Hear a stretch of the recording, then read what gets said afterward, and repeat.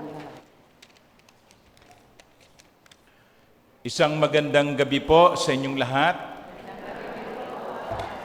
At ako po ay natutuwa na maanyayahan at makapiling kayo sa mga araw na kayo'y naghahanda sa pagdiriwang ng banal na piyesta ng mahal na ina ng Peña Francia. At kagaya nga po ng nabanggit ko kanina, baka hindi nabatid ng marami sa inyo, ngayong araw na ito, May 14, ang anibersaryo ng pagdating ni Covarrubias dito sa Pilipinas, dala ang painting na nasa ating harapan. Mga minamahal kong kapatid, sa taong ito ay pinili nyo bilang tema ng pagdiriwang ng kapistahan ang sumusunod na paksa: sama-samang paglalakbay at pananalangin kasama ang Birhen ng Peña Francia, ating reyna at ina. Yan po ang inyong theme. Baka hindi nyo alam, no? Okay? So, magnilay po tayo dito sa paksang ito, lalo na sa mga salitang sama-samang paglalakbay at pananalangin. Siguro po, narinig na ninyo yung salitang synodality.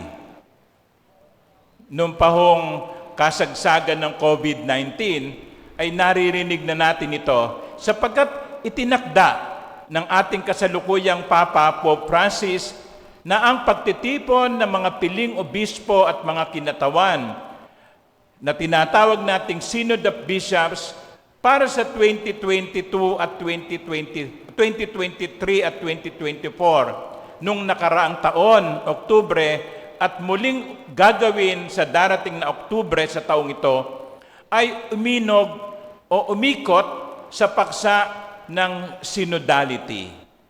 Kaya nga natatandaan ko nung nasa Paco pa ako, no? Nagkaroon kami ng mga pagtitipon at pagpupulong ng mga piling kinatawan kahit na po meron pang pandemya upang tanungin o sagutin ang dalawang katanungan. Ang ano ang gusto nating ipagpasalamat at ano ang ating mga sana. Ewan ko kung kayo ay nagkaroon ng ganoong meeting dito, mga groupings, mga diskusyon. At natutuwa po ako sapagkat ilan doon sa mga inanyayahan namin na dumalo sa mga ganong sharing ay mga hindi naman nagsisimba. Kaya nga sabi nila, Father, nagulat nga po kami kasi inanyayahan nyo kami sa ganitong pagsasama-sama. Sapagkat hindi sila taong simbahan, pero sila'y kinonsulta. So ano po ba yung synodality? Ito'y nangangahulugan sa Tagalog ng sama-samang paglalakbay. Mula sa salitang synod o synodos. Odos, way, at sin, pareho. Kapwa, daan. Parehong tinatahak ng daan. Hindi yung tumatahak sa daan na yon at tumatahak naman sa daan doon, kundi isang daan ang nilalakaran. Sinodo. So anong ibig sabihin po ng synodality? Ito'y nangangahulugan ng sama-samang pagninilay, sama-samang pagtuklas kung ano ang kalooban ng Diyos at sama-samang pagdidesisyon. Sama-samang pagtuklas sa kung ano ang gusto ng Diyos at sama-samang pagdidesisyon. Communal discernment at communal decision making. So, kapag ganito ang pananaw nating mga nasa simbahan, sa makatwid, ang focus o ang diin ay hindi lamang doon sa tinatawag na hierarchy. Hindi isang simbahang nanggagaling sa itaas at inuutos pababa. Hindi pa rin mawawala yon. Kailangan pa rin natin ng parish priest. Kailangan pa rin natin ng bishop. Kailangan pa rin natin ng Pope. Hindi pwedeng walang leader. Ang simbahan, hindi pwedeng tumakbo ng walang namumuno. Pero kung siseryosohin natin ang synodality, kung siseryosohin natin ang paksa ng sama-samang paglalakbay, ang pinuno, hindi siyang lagi ang nasusunod. Hindi ang pwede yung na lamang na eto ang gusto ko. Ako ang parish priest dito. Sumunod kayo sa akin. Ako ang obispo. Sumunod kayo sa akin. Hindi po dapat ganon. Kung seryoso tayo sa synodality at sama-samang paglalakbay, ang pinuno, tatanungin ang mga parishioner, hindi kung ano ang gusto niya, kundi kung ano ang gusto ng Diyos para sa ating parokya, para sa ating pamayanan. Kaya kahit po yung mga leaders ng mga parish organizations, mga BECs, yung presidente ng CWL, yung presidente ng AP, yung area chairman, yung BEC chair, hindi po pwedeng bilang pinuno, eto ang gusto ko, eto ang gagawin natin. Teka muna. Kung talagang seryoso tayo sa synodality, kung tototohanin natin ang paksa ng ating pagdiriwang sama-samang paglalakbay, hindi dapat ganon. Kundi dapat nating itanong sa ating mga sarili, sa ating sama-samang pagtuklas ng kalooban ng Diyos, dapat nating itanong ang napakahalagang tanong, ano ang gusto ng Diyos na gawin natin? Hindi ang gusto ko, hindi ang gusto niya, kundi kung ano ang gusto ng Diyos. At dahil doon, tayo kasi nasanay na inuutusan na lamang o nasanay tayong nag-uutos na lamang. Pero sa ganitong bagong pananaw ng sama-samang paglalakbay, dapat nangyayari ang pag-uusap, ang pakikinig, at ang pagtutulungan. Tatlong importanteng ingredients. Kapag kayo nagluluto ng nilaga, alam nyo kung ano ang mga ingredients ng nilaga. Ihahalo ninyo ang mga ingredients upang magkaroon ng masarap na ulam. So ano yung tatlong yon? Pag-uusap. Nag-uusap ang sama-samang naglalakbay.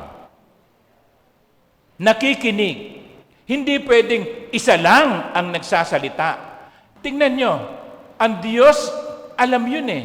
Kaya binigyan tayo ng 2 tenga at 1 bibig. Nang sa ganon, mas malaki ang pakikinig kaysa sa pagsasalita. Kasi ang iba, parang 2 ang bibig. Isa ang tenga, bingi pa. Diba? May mga ganong leader. Hindi ho pwede yun. Ang isang namumuno, dapat marunong makinig, pero dapat ding marunong magsalita. Sa isang pagpupulong, hindi pwedeng isa lang ang nagsasalita. At hindi rin naman pwedeng nagsasalita ng sabay-sabay. Magulo ang meeting kapag ang lahat ay nagsasalita. Pero magulo ang meeting kapag wala ring nagsasalita. Dapat may nagsasalita, may nakikinig. Upang sa ganon ay sama-samang matuklasan ano ang gusto ng Diyos. At pagkatapos nun ay sama-samang pagkilos. Matapos na mag-usap, matapos na makinig, magkakaroon ng pagpapasya. Importante yon. Hindi pwedeng usap na lang ng usap, walang nadidesisyonan. Kasi kung minsan ganyan ang meeting eh, naubos ang 3 oras, puro diskusyon. Sa bandang huli, ano ang ating gagawin? Hindi pa rin nadidesisyonan. Uuwi ang mga nakipagpulong nang hindi malinaw kung ano ang gagawin.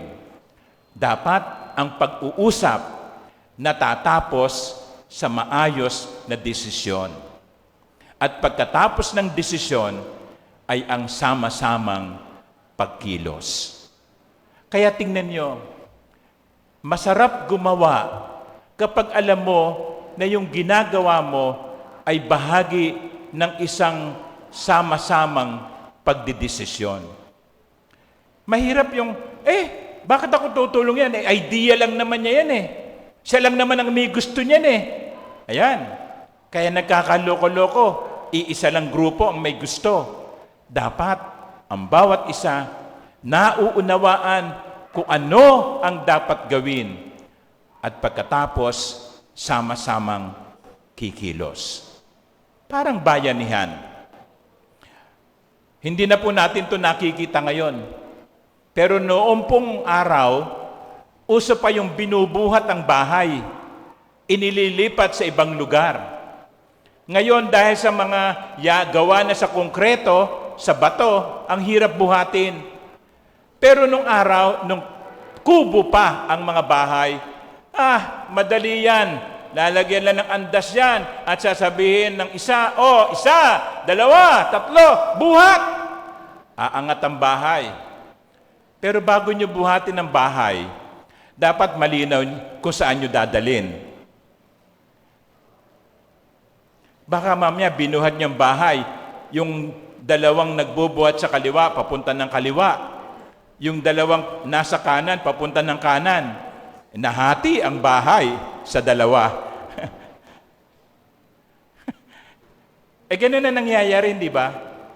Pag hindi malinaw kung saan pupunta, walang napupuntahan. Bayanihan.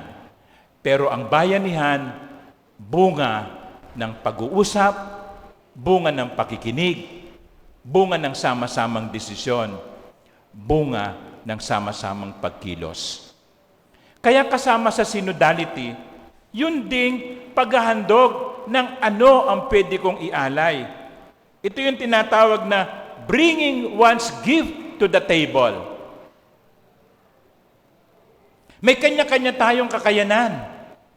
May kanya-kanya tayong talento. Natutuwa ako doon sa nagsalmo kanina, ang ganda ng boses eh. No, umuwi na ba? Nasa taas. Okay. Nung araw, ganyan ang boses ko eh. No? Pero, pansinin nyo, ang ganda ng parokya kung ang bawat isa dala-dala ang kanyang alay sa parokya.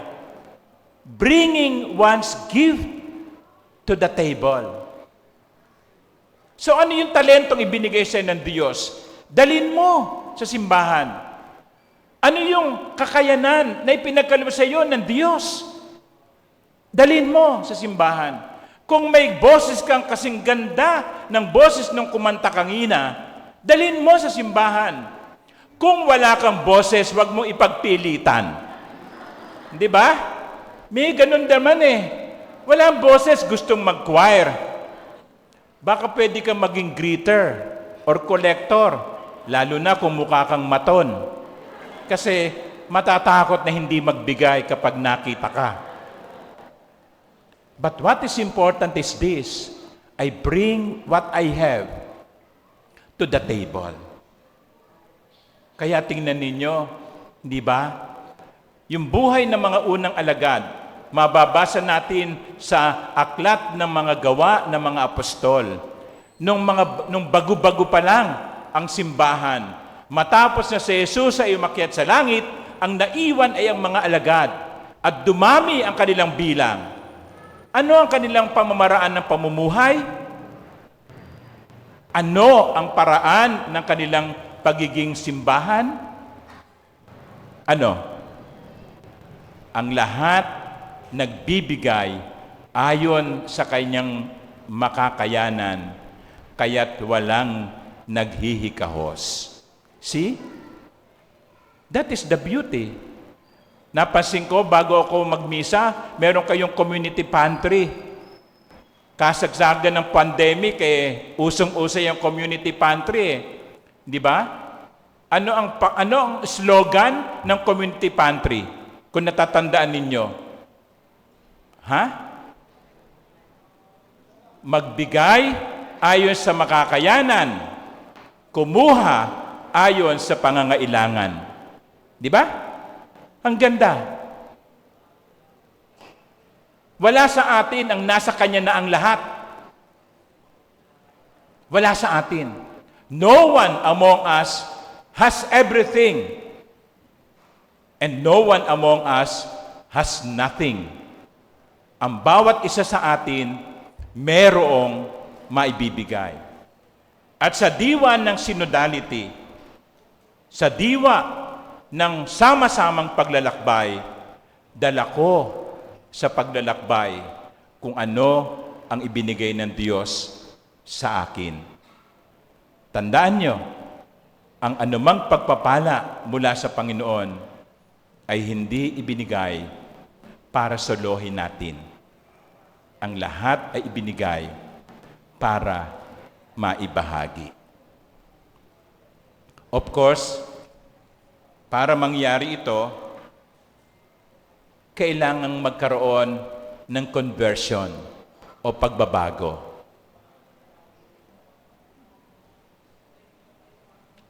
Hindi pwedeng magkaroon ng sama-samang paglalakbay kung hindi magkakaroon ng sama-samang pagbabago.